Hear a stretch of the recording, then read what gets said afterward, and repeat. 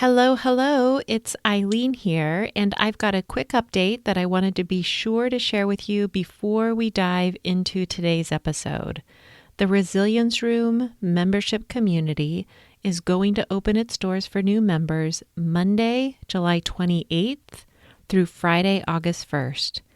If you've been thinking of joining us and want to be sure to be notified when we open, I want to encourage you to join the waitlist. You can do that at go.eileendivine.com/resilience room. That's go.eileendivine.com/resilience room. We only open our doors for new members a few times per year, so if you've been thinking about joining, this is a great time for you to do that. We would love nothing more than to welcome you into our amazing community. So again, you can find all the details and join the waitlist at go.eileendivine.com/resilience room. Okay, on to the episode. What if you don't disclose about your child's differences to that teacher or their coach or the parents of their best friend who they spend a lot of time with without you around? It's in those situations where people don't have this information about your child that your child is at high risk for being misunderstood and being punished for their differences.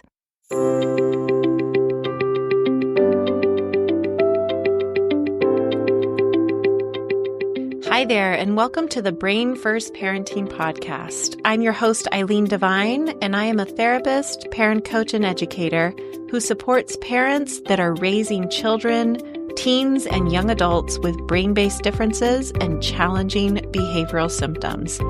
If you are a parent or caregiver of a child who has intense, confusing, relentless, or sometimes even scary behaviors, you are in the right place, and I am so glad you're here. Let's get started.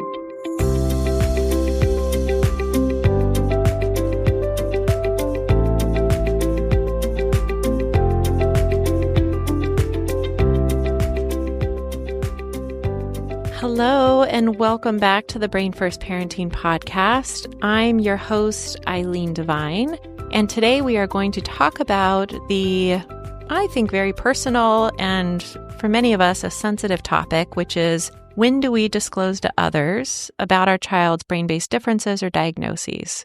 And I've had many conversations with parents over the years about when it is the right time or the necessary time to disclose to others this information that's very personal, very private. And right now, especially at the time of this recording, it's summertime for those of us in the U.S., and this time of year, when a lot of the parents that I'm working with are taking a moment to breathe after a school year that has usually been pretty rocky, definitely stressful, and they're reevaluating what went well and what didn't go well in the school year before and what they can do to improve things for the year ahead. So they're making plans, they're gearing up mentally, and they're asking for guidance on what they can do to make it run a little more smoothly. And in those conversations, that is where this topic comes up a lot, right? To disclose or not to disclose. That is the big question that we'll be talking about in today's podcast. There is no one size fits all, so I'll just let you know that up front. It really is based on your child, and oftentimes looks different even for the different people in your life or the different environments that your kids are in. So this podcast, my hope is that it will help you think through this and make some decisions about what is right for your unique child. There's lots of layers to it. So I want to first begin with the acknowledgement that, as I said, this is a really personal decision, and it makes all the sense in the world to me why parents really grapple with it. Unfortunately, in our very ableist society, the truth is that many individuals with differences or disabilities are ostracized, right? Especially when those differences are brain-based. And parents, they see this, they understand this reality, and they're understandably worried that this will happen to their child and that their child will be treated differently in a way that makes their child feel less than or bad about themselves. So I'm not at all suggesting that disclosing to others about your child's differences is an easy decision or an easy process. But I do think it's important that we consider the alternative. And that alternative being, what if you don't disclose about your child's differences to that teacher or their coach or the parents of their best friend who they spend a lot of time with without you around? It's in those situations where people don't have this information about your child that your child is at high risk for being misunderstood and being punished for their differences.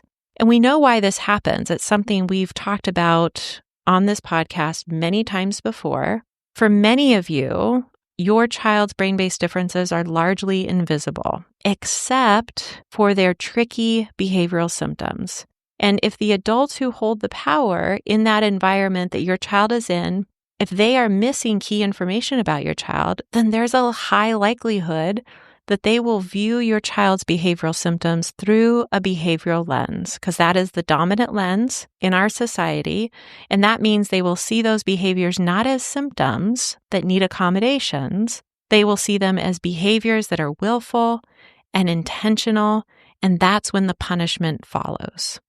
But even for those of you where maybe your child's differences are more visible, where maybe people meet your child and they understand that there's a uniqueness to them, this same truth still applies. Not providing those adults who hold the power in those environments where your child spends their time the full information about how their brain works differently puts your child at high risk for being misunderstood and punished for their disabilities. I think of it a little bit like this. If there was a child who had diabetes and that child joins a sports team, the parent of that child would never consider, not in a million years, they would not consider withholding information about their child's diabetes to the coaches, right?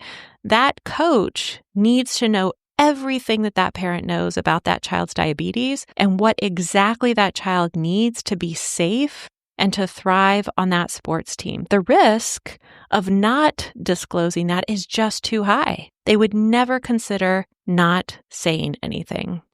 Now, there's no shame for that parent, right? It's certainly not their fault that their child has diabetes. And there's no blame placed on the child either for needing to, for example, stop in the middle of practice and get something to drink or something to eat when their blood sugar dips. It's not their fault. So, of course, the adults need to be fully informed about their condition. It's unsafe for them not to be, so that they can ensure they have these accommodations in place. And there are no questions asked about this. None of us would ever question this. It should be no different for our kids who have brain-based differences. But of course, I say that, and you and I, both, I'm sure you have experiences, I certainly do, that tell us it is different for our kids because society is rooted in a behavioralist mindset.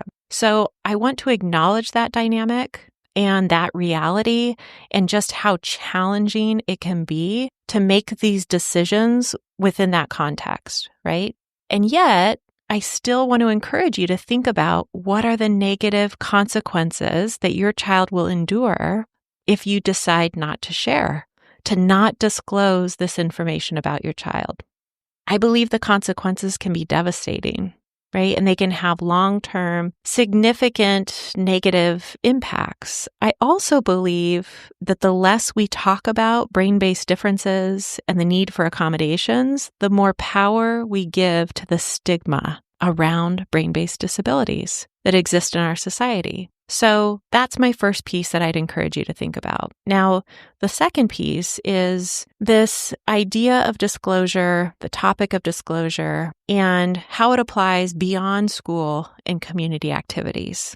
It applies to our family members as well. And this is another piece that comes up a lot in my conversations with parents. When my neurotypical son, who is now, he is almost 18, it's hard to believe. When he was in about first grade, so this was a very long time ago, he began to verbalize observations about how his sister, who lives with fetal alcohol spectrum disorder, I've shared before, she's 15 months younger than him, so they're very close in age. He began to talk about how this was his words, that she's different, that her behavior is embarrassing, that it's frustrating, just kind of odd, right? That's how he experienced her behaviors. He would talk about her behaviors as an intentional attempt to annoy him and aggravate him. And that was really the first indication to me and to my husband that our son was viewing his sister's behaviors as intentional and within her control. And why wouldn't he? He had no other information to help inform his view of her. He was more frequently losing his patience with her. He wanted to spend less time with her. And as my husband and I started to see this dynamic unfolding, I found myself a bit panicked. It was very sad for me, and I was struggling with how to respond to him. At this point, my husband and I were well aware of our daughter's brain differences, but we had not shared any of that with him. We had not disclosed about those differences to her brother. So for all he knew, she was just like him. She had the skills that he had. He assumed this about her, things like being able to control her body and her actions, that she could do everything he did. And that simply was not the case. I also clearly remember during the same period, I was talking with my mentor at the time about this dynamic that was playing out between the two of them and my dilemma over how to respond and the panic I was feeling, the stress, the sadness about it. And I remember saying to her, they've had such a sweet sibling relationship, and I don't want to do anything to change that. Like, I don't want him to think that his sister is different. And her response was so simple and exactly what I needed to hear in order to clarify for myself what needed to be done. She said, but doesn't relationship come from understanding of the other? And if it does, how can your son fully understand your daughter and be in relationship with her if he doesn't know this about her? It seems so obvious to me now. But at the time, that was mind-blowing. It was so helpful to hear. It instantly shifted my thinking about it. Relationship with another comes from a place of understanding. And without understanding, how can we achieve the relationship we hoped for? So as I said, that completely shifted how I thought about disclosing information to him about her differences. And starting way back then, we've always provided him with information that he needs at that point in their relationship to more fully understand her. And in addition to this, that was when we first started talking about what our brains do for us in our house. It became a regular conversation. What does it mean for brains that work differently? How does my brain work differently than Dad's brain, right? And that normalized differences, brain differences in our home as well. So that allowed my daughter to learn about herself in a way that was not stigmatizing. It was not shaming. Which brings me to my last point on this topic of disclosure. The last piece of this bigger topic of disclosure is how it relates to our kids who live with the brain-based difference and their understanding of themselves. I was thinking about this piece and I was reminded of a mom that I worked with several years ago now. She also had a teenage daughter living with fetal alcohol spectrum disorder. And this mom was educated on what it meant to parent her daughter through a brain first lens. She was doing such a great job shifting her perspective and understanding her daughter through this lens. And although her daughter experienced some pretty significant struggles over the years, socially and academically, that mom's support and understanding of her allowed her to progress through the school years up to, this was the beginning of her junior year of high school, fairly successfully, not without some challenges. But she was doing okay.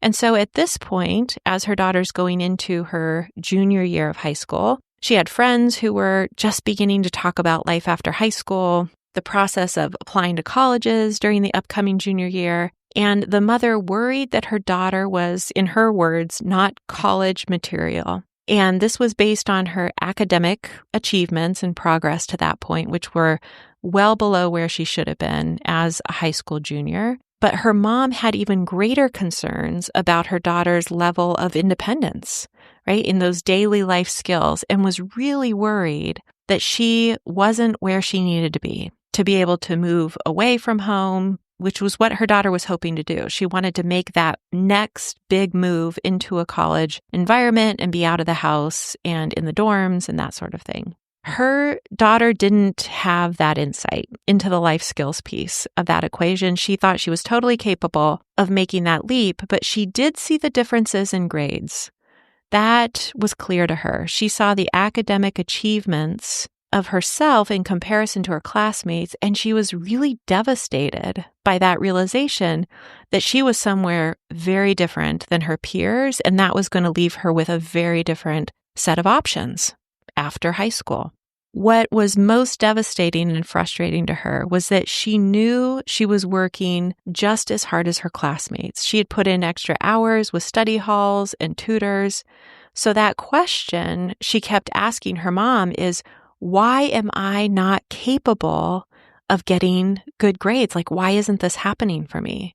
This is where that truth of relationship emerging most authentically from understanding is also true when we're talking about self-understanding. If your child or your teen or your young adult is missing essential information about how their brain works differently, they have no context to draw upon to answer those types of questions related to why can't they do things as easily as their siblings or their peers. And without that key information about themselves, they're left to arrive at their own conclusions.